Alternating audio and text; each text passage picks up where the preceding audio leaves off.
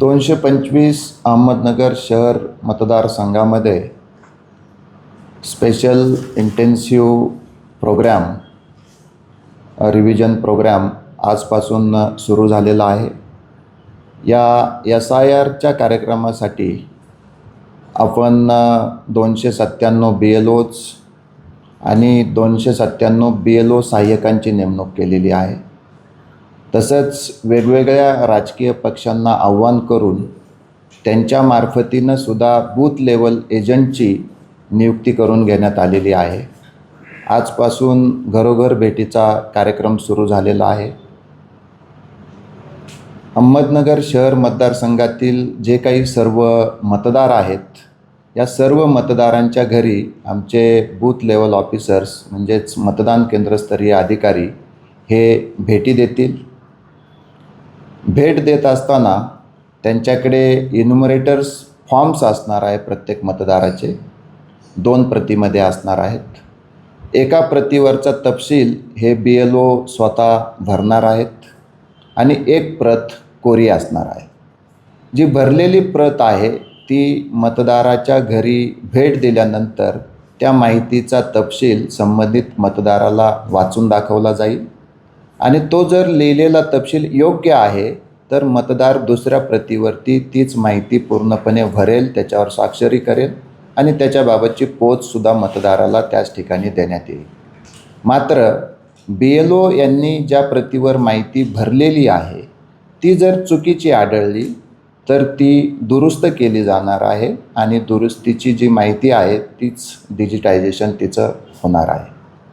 या SIR ॲक्टिव्हिटीचा जो महत्त्वाचा मुद्दा जो आहे की हे वाटप केलेले इन्युमरेटर फॉर्म्स जे आहेत, ज्या मतदारांचे स्वाक्षरीनिशी प्राप्त होतील त्यांचीच नावं 5 ऑगस्ट 2026 रोजी जी प्रारूप मतदार यादी प्रसिद्ध होणार आहे त्या यादीमध्ये नावं येतील. ज्यांचे इन्युमरेटर फॉर्म्स भरून मिळणार नाहीत स्वाक्षरीनिशी त्यांची नावं प्रारूप मतदार यादीमध्ये येणार नाहीत.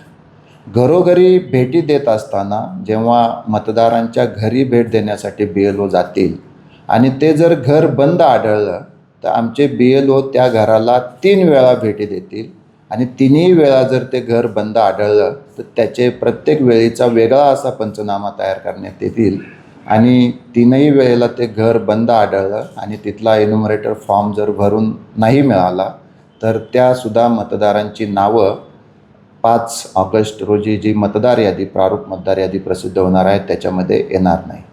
माझी 225 अहमदनगर शहर मतदारसंघातील सर्व मतदारांना कळकळीची विनंती आहे की जेव्हा मतदान केंद्रस्तरीय अधिकारी आपल्या घरी इन्युमरेटर फॉर्म भरून घेण्यासाठी येतील तेव्हा आपण सहकार्य करावं, त्याची माहिती तपासावी आणि तो फॉर्म यथोचितरित्या भरलेला आहे याची खात्री झाल्यानंतर मग त्याच्यावरती स्वाक्षरी करावी.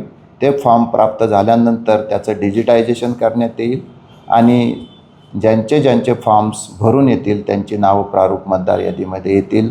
ज्यांची फॉर्म्स भरून येणार नाहीत त्यांची नावं मात्र प्रारूप मतदार यादीमध्ये येणार नाहीत.